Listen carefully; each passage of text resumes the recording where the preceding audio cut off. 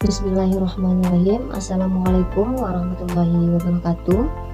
Alhamdulillahirabbil alamin. Assalatu wassalamu ala asrofil anbiya'i wal mursalin wa ala alihi rasulillahi ajmain. Selamat siang rekan-rekan semuanya. Kembali lagi bersama kami kelompok 1 yang beranggotakan 3 orang. Saya sendiri Rahmi Rahmalia dan 2 orang rekan saya lagi, saudari Nela Oktavia dan saudara Rio Pangestu. Baiklah, kami akan membahas materi tentang konsep manajemen pendidikan yang diampu oleh Bapak dosen kita, Bapak Dr. Asmendri SAG MPD. Untuk menghemat waktunya, materi pertama yang akan disampaikan oleh saudari Nela. Kepada Nela dipersilakan. Assalamualaikum warahmatullahi wabarakatuh. Baiklah teman-teman, pembahasan kita pada kali ini yaitu konsep manajemen pendidikan. Di sini saya akan menjelaskan konsep manajemen umum. Yang pertama yaitu pengertian manajemen. Manajemen berasal dari bahasa Arab yaitu al-tadbir yang berarti pengaturan. Sebagaimana firman Allah dalam Quran surah As-Sajdah ayat 5 yang berbunyi, A'udzu billahi minasyaitonir rajim. Yudabbirul amra minas samaa'i ilal ardi thumma ya'ruju ilaihi fi yawmin kana miqdaruhu alfa sanatin mimma ta'uddun. Artinya, dia mengatur segala urusan dari langit ke bumi. Kemudian urusan itu naik kepadanya dalam 1 hari yang kadar lamanya adalah 1000 tahun menurut perhitunganmu. Kata yudabbirul amru yang berarti mengatur urusan. Ahmad Al-Syawi menafsirkan bahwa Allah Subhanahu wa Ta'ala adalah pengatur alam atau manajer. Keteraturan alam semesta dan seluruh isinya merupakan bukti kekuasaan dan kebesaran Allah Subhanahu wa Ta'ala dalam mengelola alam ini. Allah menciptakan manusia dan menjadikan mereka khalifah di muka bumi yang harus mengatur dan mengelola bumi dengan sebaik-baiknya, sebagaimana Allah telah mengatur alam semesta dan seluruh isinya. Menurut Donnelly Gibson dan Yvonne Pensevic, manajemen adalah suatu proses di mana usaha individu dan kelompok dikoordinasikan untuk mencapai tujuan bersama. Adapun karakteristik dari manajemen, yang pertama yaitu sekelompok orang. Artinya, kegiatan manajemen hanya terjadi jika dilakukan oleh lebih dari 1 orang. Yang kedua, kerjasama. Artinya, kegiatan manajemen hanya terjadi jika 2 orang atau lebih tersebut bekerja sama. Yang ketiga yaitu pembagian tugas. Artinya, kegiatan manajemen bukan sekedar kegiatan kerjasama saja, tetapi harus ada pembagian tugas yang jelas.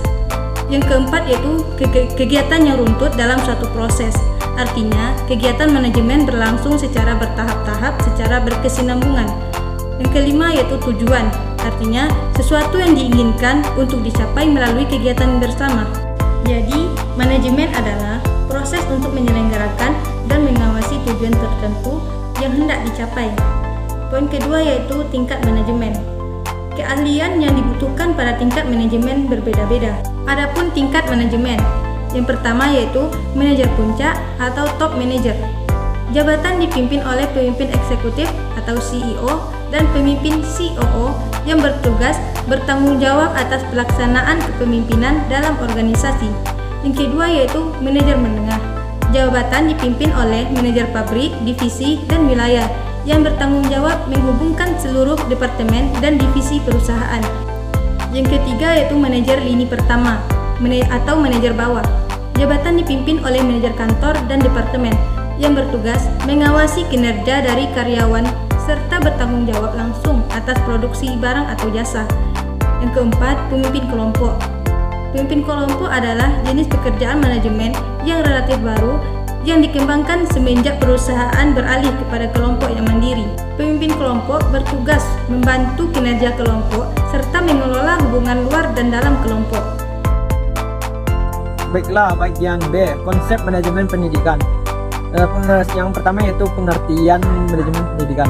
Secara sederhana, manajemen pendidikan adalah satu lapangan studi dan praktik yang terkait dengan organisasi pendidikan, sehingga melalui kegiatan manajemen pendidikan diharapkan tujuan pendidikan dapat dilakukan secara efektif dan efisien. Berikut definisi manajemen pendidikan dari beberapa ahli. Yang pertama yaitu dari Tony Butts. 1988 sampai 2003, yaitu manajemen pendidikan adalah bidang studi dan praktek terkait dengan organisasi pendidikan. Bagian B, HAR Tilar 2006. Manajemen pendidikan adalah suatu kegiatan yang mengimplikasikan adanya perencanaan aparatur pendidikan serta kegiatan implementasi. Manajemen pendidikan mencakup kegiatan-kegiatan yang luas, meliputi kegiatan perencanaan, perorganisasian, pengarahan, pengawasan, dan lain sebagainya. Yang kedua yaitu tujuan dan manfaat manajemen pendidikan. Di bagian A, terwujudnya suatu atau sesuatu belajar dan pembelajaran yang aktif, inovatif, dan kreatif. Bagian B, terciptanya peserta didik yang spiritual keagamaan. Bagian C, tercapainya tujuan pendidikan secara efektif dan efisien.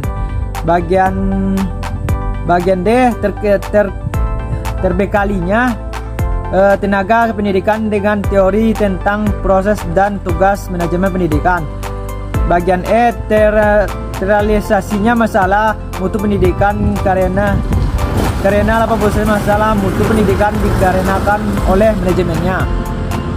Di bagian F, terciptanya perencanaan pendidikan yang merata, bermutu, dan fleksibel. Bagian G, yaitu meningkatnya citra positif pendidikan. Sekian pemaparan materi dari kelompok 1. Jika teman-teman ingin menyampaikan pertanyaan atau komentar, kami mengundang rekan-rekan sekalian untuk bergabung di forum diskusi kita, baik itu di WA Group maupun di Classroom. Kami dari kelompok 1 mengundurkan diri. Mohon maaf atas salah kata. Assalamualaikum warahmatullahi wabarakatuh.